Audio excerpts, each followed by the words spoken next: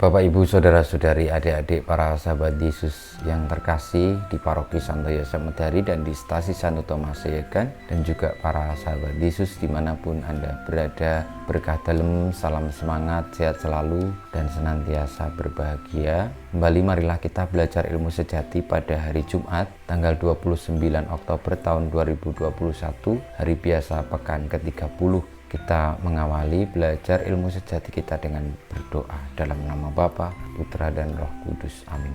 Allah Bapa kami yang Maha Agung, Engkau datang mengunjungi kami untuk menyembuhkan kami dari kesombongan, kelalaian, dan dosa-dosa lainnya melalui Yesus Putramu terkasih. Kami mohon semoga berkat sabdanya dunia lebih menyenangkan untuk didiami, sebab Dialah yang hidup dan berkuasa, yang bersama Dikau dalam persatuan Roh Kudus, Allah sepanjang segala masa.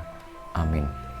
Para sahabat Yesus terkasih, kita akan belajar ilmu sejati dari Injil Yesus Kristus menurut Lukas bab 14 ayat 1 sampai dengan 6. Pada suatu hari Sabat, Yesus datang ke rumah salah seorang pemimpin dari orang-orang Farisi untuk makan di situ. Semua orang yang hadir mengamat-amati dia dengan seksama. Tiba-tiba datanglah seorang yang sakit busung air berdiri di hadapan Yesus. Lalu Yesus bertanya kepada para ahli Taurat dan orang-orang Farisi, "Bolehkah menyembuhkan orang pada hari Sabat atau tidak?" Tetapi mereka semua diam saja. Lalu Yesus memegang tangan si sakit itu dan menyembuhkannya serta menyuruhnya pergi. Kemudian ia berkata kepada mereka, "Siapakah di antara kalian yang anak atau lembunya terperosok ke dalam sumur tidak segera menariknya keluar meski pada hari Sabat?" Mereka tidak sanggup membantahnya. Demikianlah sabda Tuhan, terpujilah Kristus.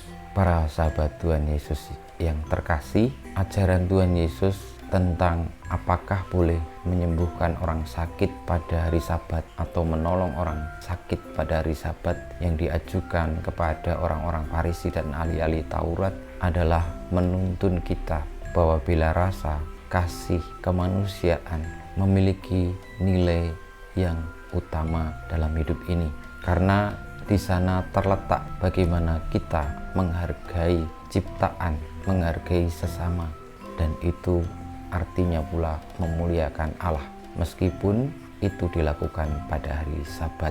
Aturan memang penting, kebenaran memang seharusnya tetap diutamakan, namun kasih akan menuntun kepada kebenaran. Bela rasa akan membuka kepada kejujuran bahwa saudara kita, siapapun itu, memerlukan pertolongan dan kita harus menolong.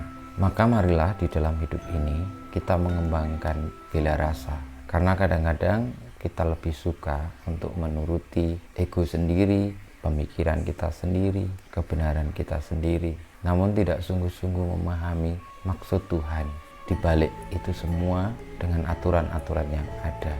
Tuhan Yesus menunjukkan kepada kita, kalau kita sungguh-sungguh taat menjadi murid-Nya, maka kita akan menjunjung tinggi bela rasa, kasih. Demikian pula juga dengan kebenaran. Karena menurut saya, kasih dan bela rasa itu pasti tidak akan bertentangan dengan kebenaran.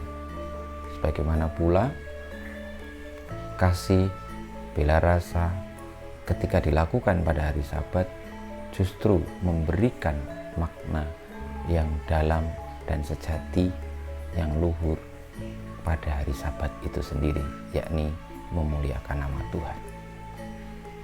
Kemuliaan kepada Bapa dan Putra dan Roh Kudus seperti pada permulaan, sekarang, selalu, dan sepanjang segala abad. Amin. Ya Yesus, jadikanlah hati kami seperti hati-Mu. Tuhan bersamamu dan bersama Roh-Mu, kita semua hidup kita, perjuangan kita untuk memiliki hati seperti hati Yesus, berbela rasa, penuh kasih, senantiasa dibimbing, dilindungi, diberkati oleh Allah yang Maha Kuasa, Bapa dan Putra dan Roh Kudus. Amin.